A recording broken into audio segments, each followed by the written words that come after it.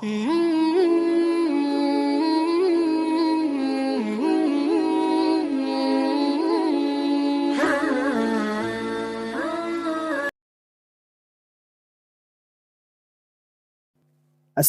calaykum. Dhammaan waxaan wada ognahay in caadooyinka xun ay qofka u horseedaan dhibaatooyin nololeed iyo qaar bulsheedba. Mar kasta oo uu qofkeenu yeesho caado xunna, waxa uu meesha ka saarayaa oo uu ku beddelayaa caado wanaagsan oo uu lahaa. Taa cagsigeedana, haddii uu sameeyo oo uu abqaalo caado wanaagsan, waxa uu meesha ka saarayaa caado xun oo uu lahaa. Haddaba waxaan idiin soo gudbin doonaa caadooyin, kuwaasoo ay soo koobeen khubarada nolosha aadamuhu.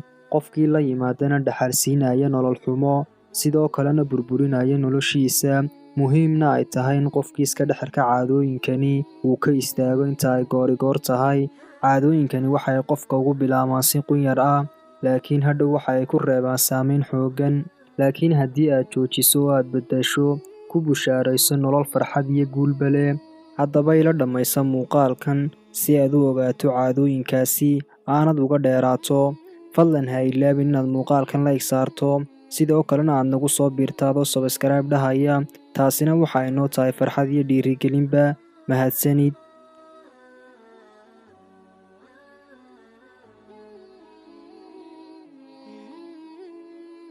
Haddaba haddaynu ku bilownaa caadada koowaad, jooji isla hadalka taban ee naftaada. Caqligu waa gorfeeye wanaagsan haddaynu u isticmaalno dhanka tognaanta iyo wanaagga, laakiin haddaynu u adeegsanno si aan habboonayn, munaasibna aan ku ahayn, ujeeddadu way isbeddelaysaa. Ka digtoonow isla hadalka naftaada ee salbiga ah.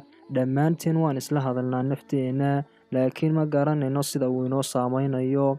Mid ka mid ah asbaabta fashilkeennu waa inaan ka shakinno awooddeenna iyo wada sheekaysiga nafta ee dhinaca taban. Dariiqa aynu ku beddeli karno fikirka salbigaana waxa uu yahay innaga oo horumarina habfikirkeenna toolmoon, kaasi oo ka awood badan kani. 2. Ka joogso dib u dhigista yoolashaada. Dadka qaar waxa ay ku riyoodaan guul, halka kuwa kalena soo kacaan una shaqeeyaan si dadaal ka muuqdo si ay u xaqiijiyaan guul. Labadaas qolana adigu u garqaad. Waar wax walba oo aad qorshayso wakhti u deji, meelna ha kuugu dhignaado. Kadib u hawlgal oo guntiga u xidho sidii aad uga dhabayn lahayd. Wixii aynaan maanta bilaabina berri ma dhammaynayno. Maa lam nabda'i al-yawm lan nantahi ghadan. Lamana soo helayo shay ka daaliya irhaaq badan dib u dhigista. Haddaba sirta horumarka iyo horusocodku waa imaka bilow. Mar walbana ogow oo maskaxda ku hay in bilowgu dhib badan yahay. Lambar 3. Ka joogso iskudayga ka fogaanta isbeddelka. Maxaan uga jeedaa iskudayga ka fogaanta isbeddelka? Waad fahmi doontaa la soco. Shayga keliya ee joogtada ah noloshan waa isbeddelka.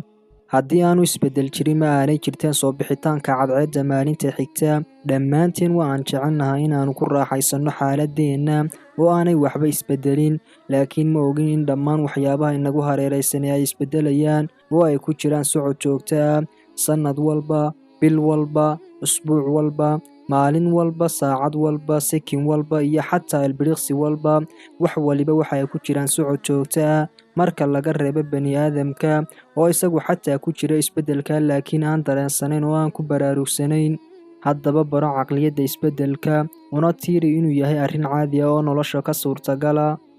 Lambarka 4 waxa uu yahay ka joogso inaad maamusho arrimaha aanay suurtagalka ahayn ama aanad awoodda u lahayn. Haddii aad isku daydo inaad shay walba xakamayso oo sida aad rabto uu kugu dhacaan, keliya waad weeraraysaa uun. Ogowna adduunkan wax dhammaystiran ma jiraan oo 100% ah. Haddii aad raadiso wax walba inay u dhacaan sidii aad u qorshaysay, dadaalkeedana aad la timid oo dhammaysa, hubaashi naftaada waxaad u babac dhigtay quus iyo niyad jab.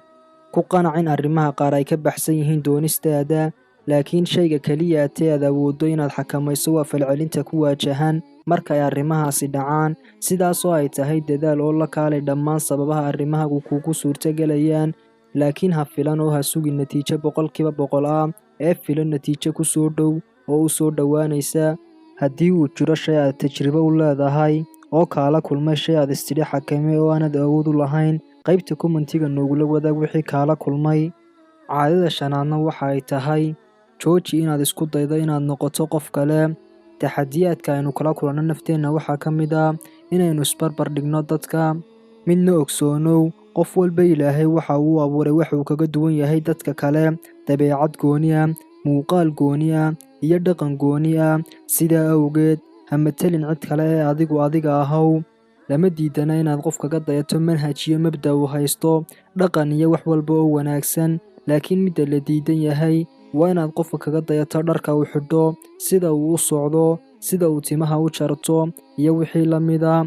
Halkaas ayaa inoogu jooga barnaamijkeena maantu.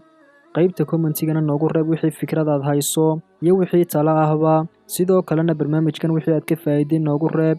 Wassalaamu calaykum.